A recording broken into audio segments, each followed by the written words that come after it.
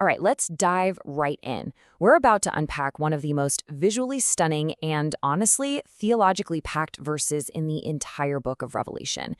It's a vision that really changes everything about how we understand our access to God. I mean, the imagery here is just massive, isn't it? It's almost like a scene from a blockbuster movie. You can practically feel the ground shaking and hear the crack of thunder. This is a huge moment of cosmic revelation where the curtain is pulled back on the deepest realities of heaven. But, this isn't just some ancient poetry or a prophecy about a distant future. It's a declaration of a reality that's happening right now. So the big question we're really digging into in this explainer is, what does this incredible vision actually mean for you and me, right here, today? Okay, let's start with that first incredible phrase, the temple of God was opened in heaven. Now, this isn't a minor detail. This is a game changer. It signifies a monumental, history-altering shift in humanity's entire relationship with God. This vision shows us a contrast that is just night and day. Think about it. In the old way, there was separation, a hidden-away sacred room that only one person could enter, and only once a year.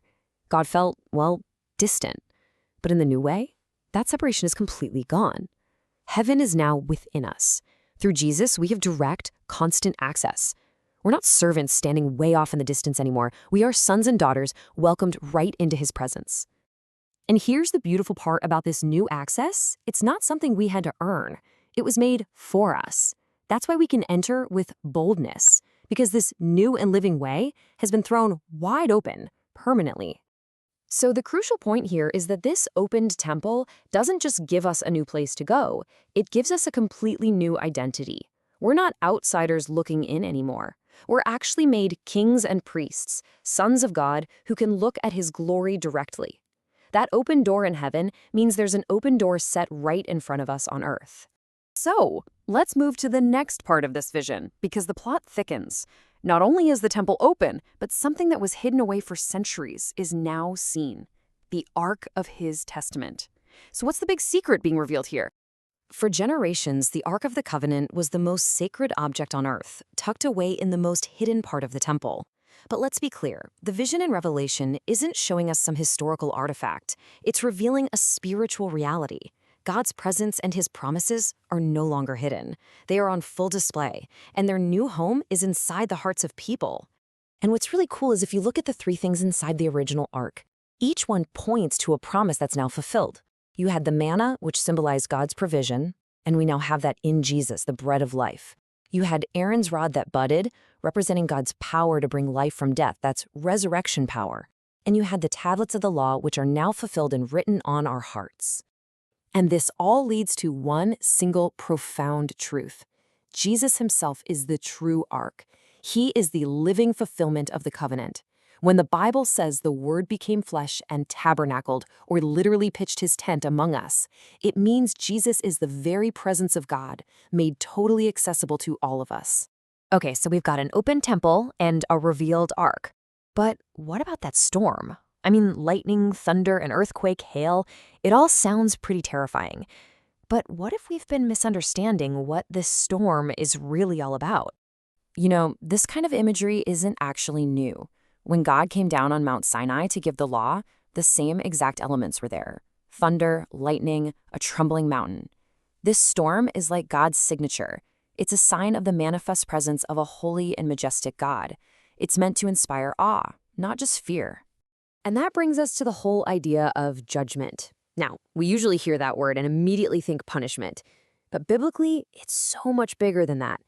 Divine judgment is God's active presence stepping in to set things right, to bring justice where there's injustice, and to purify his world. So, why on earth would this be a judgment you should welcome? Well, because it's a purifying force.